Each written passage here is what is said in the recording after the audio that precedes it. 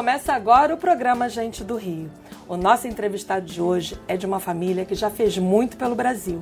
Uma família que plantou uma sementinha lá no século passado, que rendeu, cresceu e rendeu frutos. O nosso entrevistado de hoje é Daniel Souza, sobrinho do cartunista em fio e do músico Chico Mário e filho do Herbert de Souza, o Betinho. O Betinho, entre tantas outras coisas muito legais que ele fez, ele fundou a Ação da Cidadania contra a Miséria e pela Vida. E fundou também e lançou a campanha contra a fome. E hoje o Daniel é coordenador da Ação da Cidadania e herdou esse legado que é fazer o bem sem olhar a quem. Muito bem-vindo, Daniel. Obrigado. Ao Gente do Rio. E para sintetizar, eu preciso que você sintetize numa resposta, que é muito difícil, né? Como nasceu a Ação da Cidadania e como está hoje?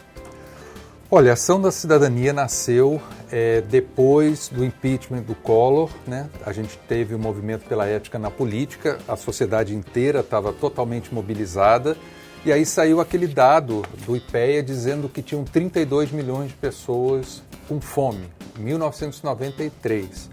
E assim a sociedade se mobilizou, o Betinho, os artistas, todo mundo, né, criou um grande movimento que foi isso, a Ação da Cidadania contra a Fome, a Miséria e pela Vida, que não era uma ONG no início, era exatamente o Brasil inteiro fazendo a sua parte. Era um movimento, né? Era um movimento, cada um formava um comitê, cada um ajudava do jeito que queria, os publicitários faziam peças para televisão, os artistas shows, ou seja, quem poderia contribuir, né, contribuía. E por isso que foi um enorme movimento, foi gigante em 1993, e lá que começou a primeira campanha, que foi o Natal Sem Fome, que também foi em 93.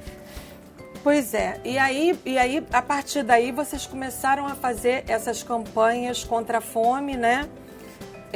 Todo ano, todo Natal, o Natal Sem Fome e essas campanhas permanentes, né? Exatamente, a gente ficou durante muitos anos fazendo a campanha do Natal Sem Fome, que é importante lembrar, a gente não tinha um objetivo e nem teria como fazer isso, assim, a gente acabar com a fome, mas a gente queria levantar essa bandeira, denunciar a fome num país tão rico como o nosso, né?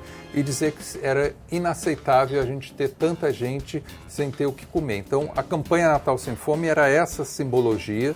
Aí a gente tem, quando o Brasil sai do mapa da fome em 2014, a gente antes disso para de fazer a campanha, começa a trabalhar com outras coisas e volta em 2017, né? Aí vem junto com a pandemia, junto com o governo anterior, e a Ação da Cidadania se reestrutura. Hoje ela está muito maior do que era antes. A gente sempre esteve no Brasil inteiro, mas hoje a gente trabalha com hortas, com cozinha solidária, com capacitação, com cultura. A gente tem 2 armazéns gigantes ali na Gamboa.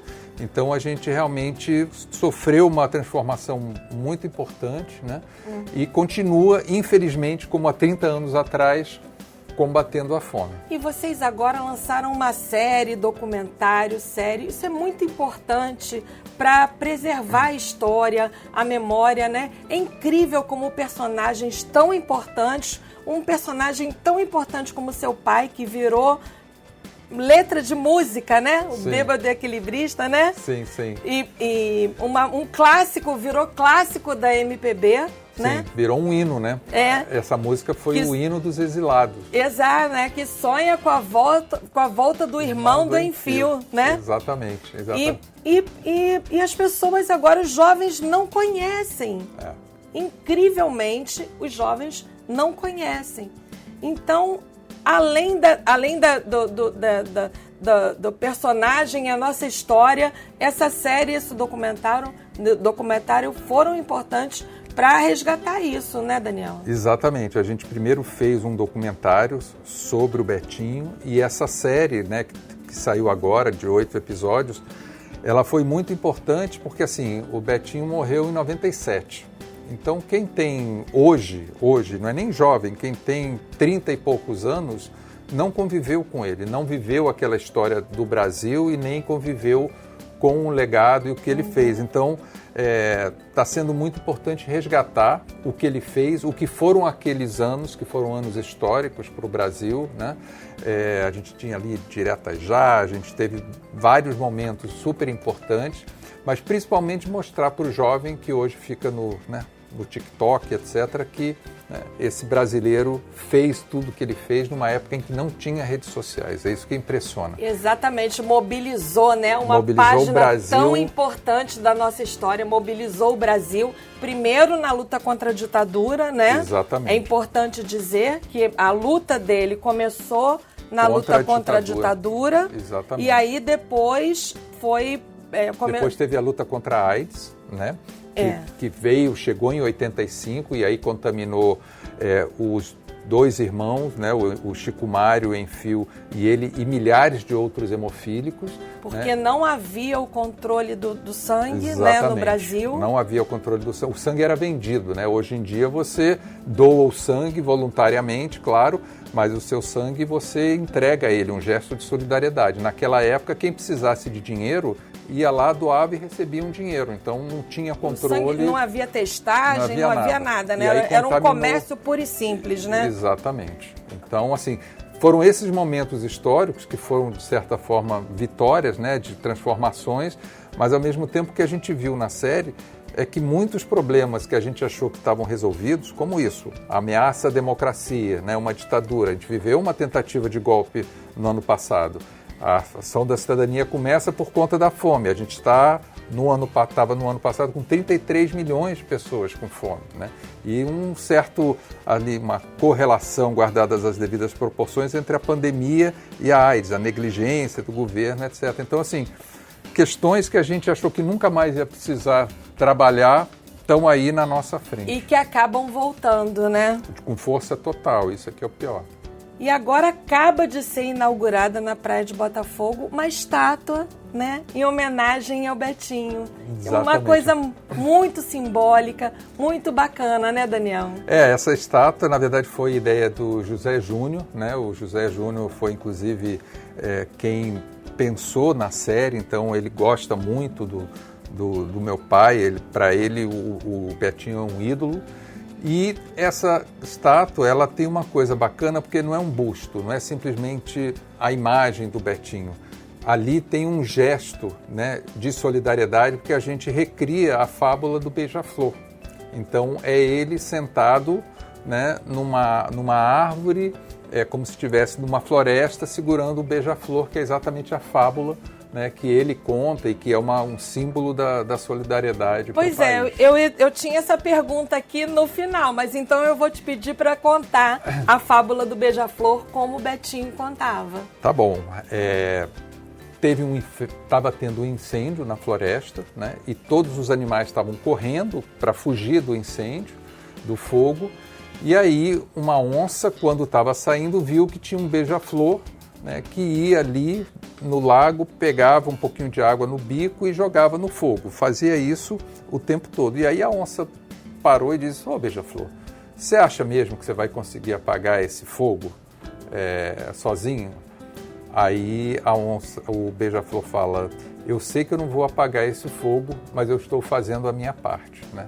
E essa é um pouco a simbologia do Comitê da Ação da Cidadania, que ele doa uma cesta, ou um cidadão doa um pouco do seu tempo, mas ele está se doando, está fazendo a sua parte por um bem maior. Então, a estátua, na verdade, é exatamente esse momento. Então, não é só um busto, como eu falei, é simplesmente, né, esse valor universal da solidariedade que está ali. E agora você fala na Ação da Cidadania 3.0. Isso. Aqui está num novo momento, que não vai pensar só em entregar cesta, porque você já está pensando que essas políticas públicas estão voltando, que estão sendo implementadas novamente. E qual é a missão? Você já falou aí das hortas. A gente está criando, a gente criou no Rio de Janeiro como se fosse um hub, né, um conjunto de ações para combater a fome, não só no sentido de dar o peixe, mas também de ensinar a pescar. Então, por conta, né, da inflação na época da pandemia, por conta das pessoas não conseguirem cozinhar o seu próprio alimento, a gente fez uma cozinha solidária, que até hoje entrega 1.000 quentinhas por dia para a população. Essa cozinha solidária a gente quer implementar em outros 9 estados.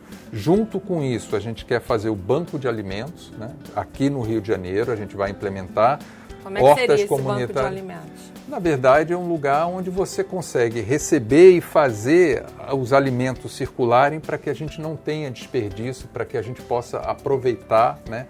Fazer uma ligação entre parceiros, entre doação e quem está recebendo. A gente já tem uma parceria com mais de 3.000 entidades em todo o Brasil.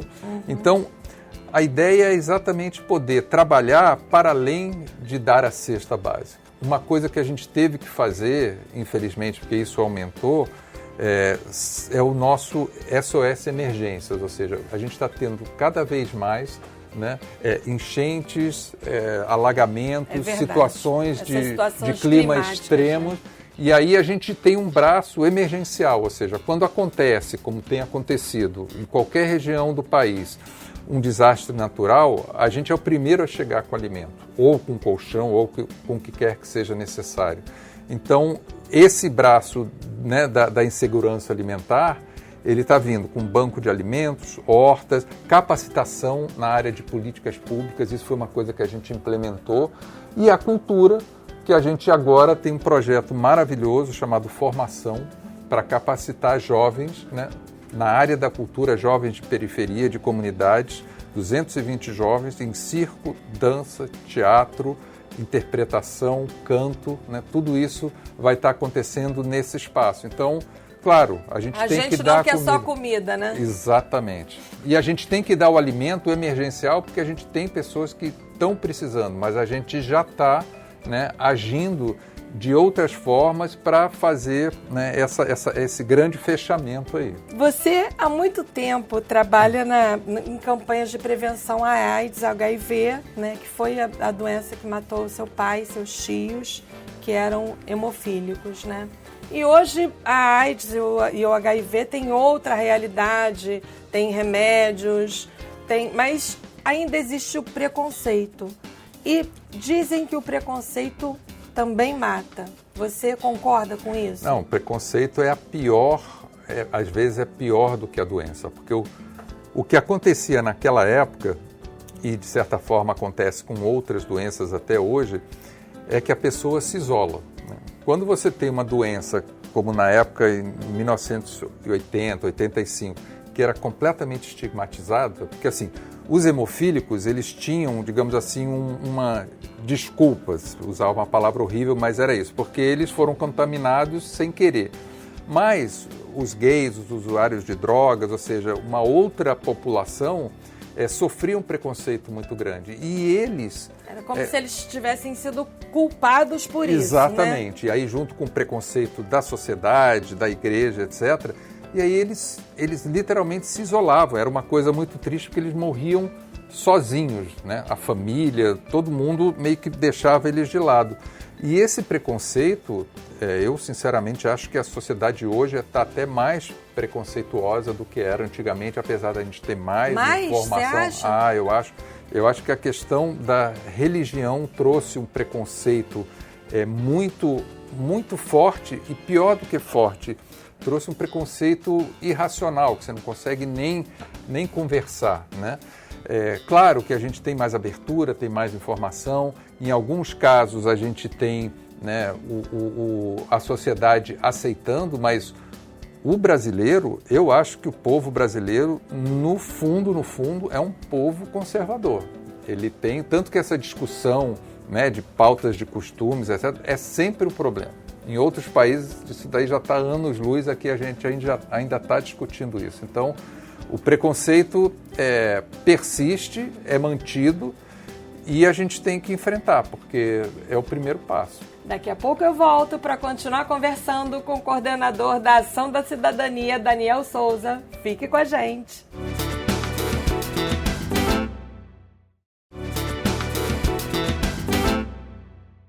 Estamos de volta com Gente do Rio. Hoje conversando com o coordenador da Ação da Cidadania, Daniel Souza.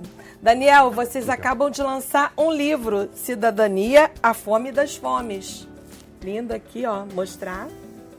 Isso, esse livro a gente lançou para os 30 anos da ação, né? A gente, na verdade, lançou ele no ano passado. Conta basicamente os 30 anos, mas foca mais nos últimos 5 anos, né? Que foram os anos mais conturbados, na minha opinião, desse país. Então, a gente pega o aumento da fome, toda essa questão que a gente teve falando da ditadura, falando da democracia, e esse livro teve a felicidade, né, de ter a capa do Vic Muniz.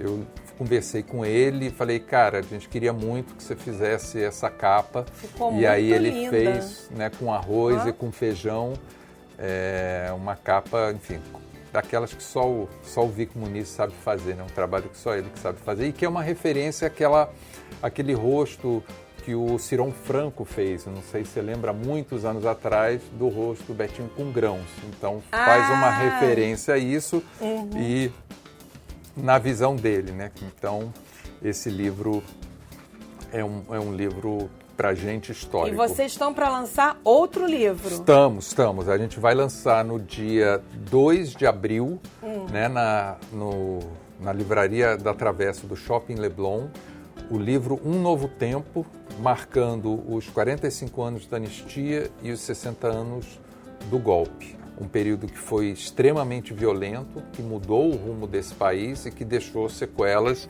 até hoje. Então, é um livro cuja venda, inclusive, reverte para a Ação da Cidadania, e está muito bonito e muito, muito emocionante. Daniel, é difícil ter um pai igual você teve, maravilhoso, e não endeusar, né, ver ele de uma maneira perfeita. Mas na série, vocês mostraram na série o lado humano, as imperfeições, as falhas do Betinho como pai com você. Foi difícil isso? Foi uma expiação? Foi um resgate? Foi difícil isso para você? Mostrar esse lado do Betinho, as falhas que ele teve, que ele se dedicou muito à militância, pouco a você? Olha, eu acho que tem duas coisas. Quando a gente se propôs a fazer essa série, né, e de novo foi o José Júnior do Afro-Reg que quis fazer, a gente comentou que se fosse um filme ou uma série para simplesmente colocar, seja o Betinho ou qualquer pessoa no pedestal, fica muito chato. Fica uma coisa absolutamente insuportável de ver, né? Eu trabalho com documentário, eu produzo documentários. Sim. E a gente sabe que qualquer produto audiovisual tem que ter o conflito, tem que ter um diálogo, tem que ter o confronto, né? E no caso da série do Betinho, a gente se propôs a falar, sim, do herói, mas também falar do homem, né? Ele foi imperfeito como todos nós somos, como pai, como marido, né? E, na verdade, como ser humano. Então, foi importante colocar isso. E a gente teve muito retorno positivo nesse sentido. Porque quem esperava ver simplesmente um super-homem que só fazia o bem, né, se surpreendeu, mas também isso aproxima a gente dessa pessoa. Não fica aquela coisa, aquele santo inalcançável, né? Então, eu acabei sendo consultor para o roteiro, junto com Alex Medeiros, que fez o roteiro, e eu sabia exatamente, né, tudo que estava sendo escrito ali, e eu também pedi para ele, olha, você fala com todo mundo, porque todo mundo aqui tem o que contar, e aí você, enquanto roteirista, vai saber o que é melhor para que as pessoas vejam a série, né? Então, tem o resgate, mas tem também uma procura muito grande pela verdade, para que seja autêntico. Você podia dizer, não conta isso, não conta aquilo, mas não, você foi... Assim, eu falei, já que é para fazer, sabe aquelas pessoas, tá no inferno, abraça o capeta, né? Então, se a gente vai realmente contar uma história, então vamos contar, essa não é a história definitiva, outra pessoa pode fazer, né, outro filme, outra série, essa é a nossa versão, essa é a nossa história, né?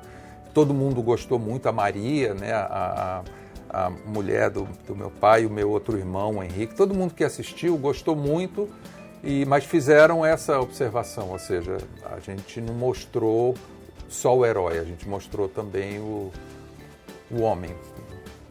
Falando em contar a história, conta a história da tua última cerveja com seu pai. Essa história é muito boa, a gente estava... Eu tenho a história da primeira cerveja com a minha filha. Minha filha, quando fez 18 anos, ela quis comemorar tomando a primeira cerveja comigo. Olha, isso é importante também. Né? A vida é assim, não é? É feita de chegadas e partidas, não é isso? É verdade, não. Fechamentos de ciclos, né? Exato. No caso do meu pai, ele já estava bastante doente, ele estava ali na Beneficência Portuguesa, na Glória. Uhum. A gente estava revezando sempre para ficar com ele, a família, amigos, etc. E numa das noites que eu fiquei lá, durante a noite, de madrugada, ele ficou insistindo que queria beber uma cerveja. Ele estava muito tempo sem beber cerveja, estava só na base de remédio e água, etc. E ele encheu tanto... Assim, ele foi tão insistente que eu falei, eu acho que essa cerveja vai fazer melhor para ele, vai ser melhor para ele do que o remédio.